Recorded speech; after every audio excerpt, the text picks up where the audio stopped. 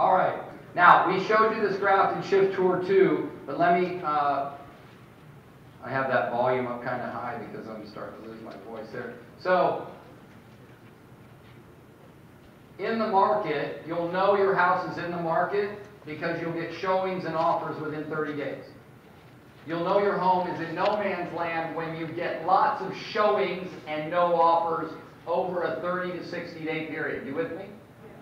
All right. Out of the market, no showings.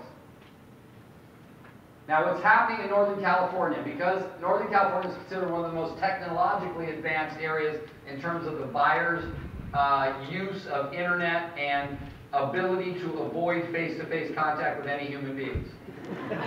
I'm serious. So over the last 5 years, if you watch the market as carefully as I do, we have seen a major, major drop-off in open house attendance by realtors with their clients. What we see now, because of this dramatic change in the market, is that the consumer is spending a lot of time on the internet, searching neighborhoods, schools, and everything, and then when they see an open house, they go, and if they like it, they call the realtor and say, come back with me during the week. How we've measured that is we've watched. We don't have any statistics written down, but we have watched to see that when you have a very busy open house, that week you usually get 3 to 5 showings on your listing.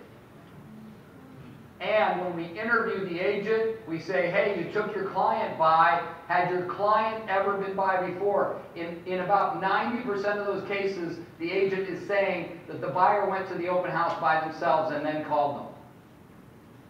I had a period of time, ladies and gentlemen, in the late 90s, early 2000 period, where I would pick up clients from other realtors because they were upset that the other realtors would mail them or fax them a list of homes to drive by and call me when you've done it and let me know if you like any of them.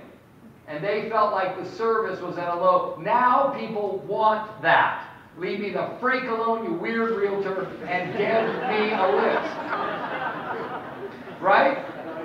If you haven't been on YouTube, I'm going to ask you to go to YouTube and put in the name Blood-Sucking Vampire Realtor and watch that. It's about 8 minutes long. It's funnier than, there's some language in there that's very selective.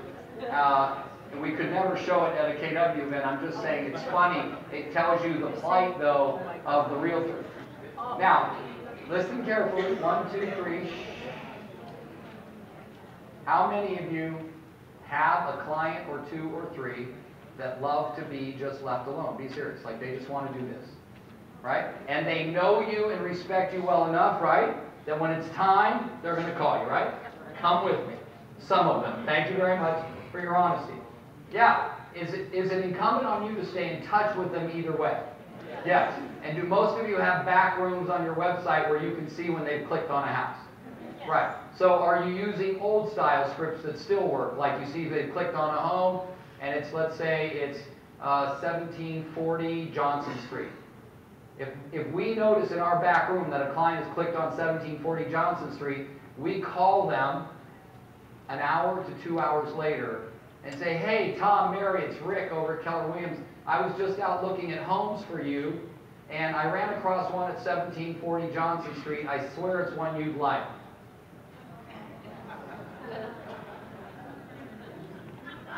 What's the whining about? Would that line work? Yes. And is there a good possibility that you've either seen it or know what it looks like? Usually, if you know your neighborhood, you know your inventory. Remember, I'm a lean, mean, walking, talking, knowledgeable, expert real estate machine. I know my marketplace. I know my product. Now, how powerful is it to a buyer that just clicked on something, and 2 hours later you're calling and say, hey, I just saw a home on 1740 Johnson Street, and they're in their mind going, I just clicked on 1740 Johnson Street. Yeah. You get what I'm saying? Scripts, dialogues on top of it. All right. Joanne's got some books for the people.